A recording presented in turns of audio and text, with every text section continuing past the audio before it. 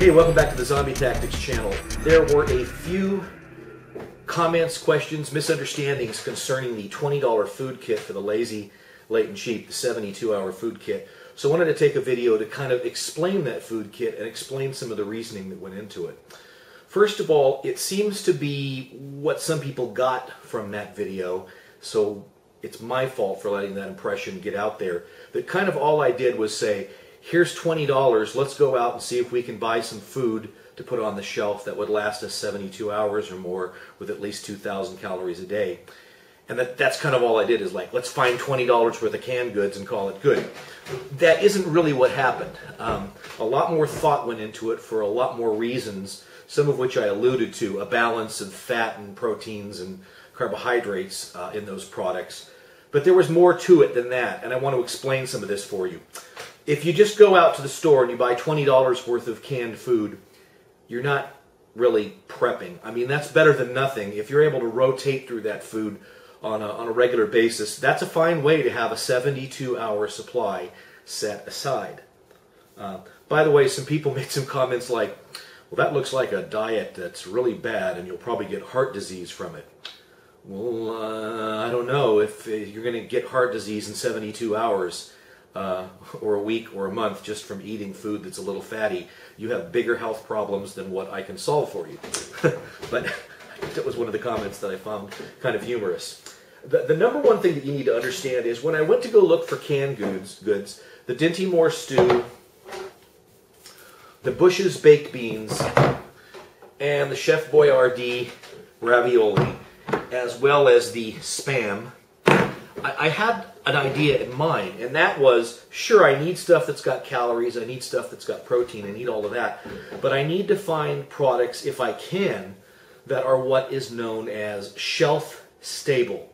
Now, if you've never heard the term shelf stability or shelf stable before, this is what it means. Shelf stability means that, for instance, this can of Spam, which is shelf stable, it has a date on it that says that it's best eaten if you open this can by January 2014, so, you know, 3 years from now. But that in reality, it's shelf stable, meaning that as long as this can stays sealed, as long as it's not corroded, as long as it maintains its integrity, the food inside has an indefinite life. Indefinite means they don't know how long. You can come back. They've done tests on foods that have been canned using shelf-stable recipes and methods, and they've come back and they've opened them 80 years later to find out that the food inside retained a high percentage of its nutritional value, all of its caloric value, and the only thing that changed was the taste and the texture. So that date on the back where it says, best by January 2014, that is not an expiration date. It's a suggested date that the manufacturer wants you to use to more for the purposes of maintaining their perception of what the quality of the product is than whether the food is safe or nutritious to eat. If you came and got this, say, in 2018 as opposed to 2014, it would be safe to eat. We're talking 5 years from now, longer than that from now. It'd be safe to eat. It's just that the texture would be a little funny and the taste would be a little bit off, but perfectly safe, perfectly nutritious to eat. Frankly, if the can stays in good shape, it doesn't have any leaks, corrosion, or anything like that, you can open this can theoretically a decade from now and the food inside will be safe to eat. You may not like Spam, but whatever, it's food to eat. Same thing goes for the Bush's baked beans. I've researched Bush's baked beans, and this is canned using a shelf-stable recipe, and it's canned using a shelf-stable methodology. The date on this says August 2013, so over 2 years from now, about almost 3 years from now, but still much longer that this will actually be good to eat. The date on the Chef Boyardee mini ravioli, which is also a shelf-stable product, is December 2012. So almost 2 years from now, but it is a shelf-stable product, so it'll stay on the shelf forever, and as long as the can maintains its integrity, the food inside is still safe to eat. Same thing goes with the Dinty Moore. And this brings me to the topic of like, well, how would you know whether a product is shelf stable or not? Well, you can call the manufacturer, you can write the manufacturer, you can go to their website, but one thing you should know is if it has the name, if it's made by Hormel, Hormel Foods, the Dinty Moore product, the Spam products, all Dinty Moore products, all Spam products, Stag brand chili, anything that has those brand names on it, Hormel makes only shelf-stable products, so they are all shelf-stable. Theoretically, regardless of whether they're in a can or a foam tray or a plastic tray or whatever, as long as you can look at that thing and you can say, yeah, it's sealed, it hasn't gotten punctured or opened or corroded or anything like that, the food inside is good to eat. Now, not all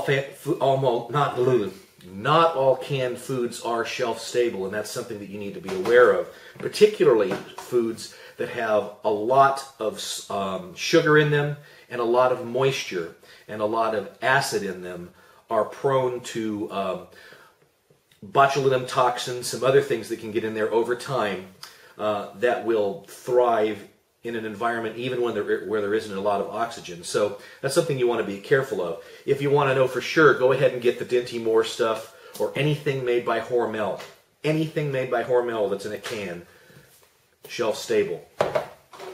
So I didn't just go out there and get some canned foods. I got stuff that I knew would last a while. Now, the other choices I made, the oatmeal. I got an off-brand oatmeal, the store brand from Target. But what's in here is oats and sugar. Oats and sugar will keep theoretically forever if you keep them cool and dry and you keep the bugs out of them. So if you keep this cool and dry and keep the bugs out of them, this is going to be good for years. The date on the package, where is it? I can't find the date on the package. There may not be a date on the package. It's usually only a year or two, but the product will keep on your shelf much longer than that and be safe to eat. Same with the minute rice. Rice is one of those things that keeps a long time, even with no special requirements so far as storage. Again, I can't find the date on the package here, but it's going to be a long time. I chose the minute rice over just standard rice for an important reason, and that is that you might not have ready access to a lot of water. If you don't, this brings me to another topic, and people were saying, well, you don't have any water in that kit. Really? There's a ton of water in the Bush's baked beans. There's a lot of water in the Chef Boyardee stew. There's a lot of water in the Dinty Moore stew. Chef Boyardee mini ravioli, Dinty Moore stew. Spam's got a little bit. If you had to, in a pinch, you could throw a cup of the rice into uncooked baked beans, come back in a half an hour later, and the minute rice is going to absorb enough water that it'll be soft and ready to eat. You couldn't do that with just ordinary non-minute rice product. So all of these products went together with the reason in mind, and that was that, yeah, they can sit on the shelf for a while, and you can come back to them and eat them and be reasonably assured that you've got safe, nutritious food to eat. Some people wondered about the pudding. The pudding was kind of an interesting item. A couple people went out and they bought any old pudding that they saw on the shelf that was this kind of a snack pack. We ate them, by the way. And they said, well, gosh, the date on that doesn't look so hot. And then some people realized a couple things. One of them is, right here in the package, this one that I've got, which is Snack Pack brand. See if I can zoom in on this and show you this. It says no refrigeration required. Or needs no refrigeration in this case. I'm not sure if it really zoomed in and focused or not on that. But that no refrigeration required for a pudding product that actually contains milk, that means that it's retort packed. And retort packing is another kind of canning technology, which means that this was cooked at such a high temperature and sealed at that high temperature that it doesn't matter that it's not refrigerated, even though it has a milk product inside of it. There's other products that are made that way, by the way. Let's go to the refrigerator. In the refrigerator, I've got a box of milk, and I'm not really recommending this for the food kit, but this is a retort-packed milk box of milk that will sit on the shelf unrefrigerated for like, I think, almost 2 years. Last time I read the date on this well, it's not 2 years at this point in time. It's saying November 2011 right now, but at this point in time, we've got less than a year to go on this. But milk, this could sit on your shelf unrefrigerated because it's retort packed. Throw it in the refrigerator, it's going to last even longer. And retort packing is an important technology to be aware of. For that reason, we could have pudding on the shelf as a part of our little psychological, we want to have a comfort level with our food kit, and that's going to help us get along. By the way, the date on this is May 2012. I suggest you do look at the dates on the products that you buy and determine accordingly. Usually you can get away with about twice as long as the date that's actually on the package, and that's because these things are estimated very conservatively. But I recommend the Snack Pack brand from ConAgra. Someone brought to my attention that the sugar-free variety lasts even longer. Given that this is a product that, if you're like me, you're going to see it up on the shelf and you're going to go, pudding. You're going to eat this and rotate it through it faster anyway, so keep that in mind when you're doing your planning as well. Some other things that came up, people ask me questions, well, I'm diabetic. Well, I can't eat beans. I'm allergic to beans. I'm a vegetarian.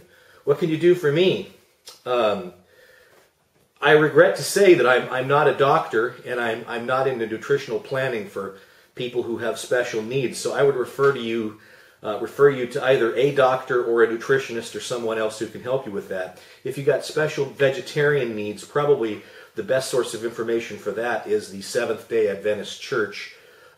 They go so far as to make their own products under the Loma Linda brand, from what I understand, and you can probably get information from them on that.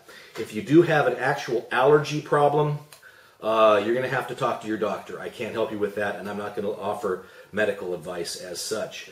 Some other people brought up something like, well, you're worrying about the wrong people. You should worry about bodybuilders and people who are really fat because they need a lot more calories. Again, I can't concern myself on the Lazy, Late, and Cheap series with people who are kind of at the edges of I don't know what to use it, the edges of normality or have special needs or special problems. You're going to have to take a look at the information that's contained herein and adapt it to your own needs. But I thought it was important to clear up some of these things about what I put into this kit and the amount of thought that went into it, so that people didn't just think I ran out to the store and bought some stuff that was $20 and said, here you go, eat this. It's fine. We'll talk more about this kind of stuff as the Lazy, Late, and Cheap series continues. Stay tuned for the ZombieTactics channel for other stuff as well, and we'll see you next time. Bye-bye.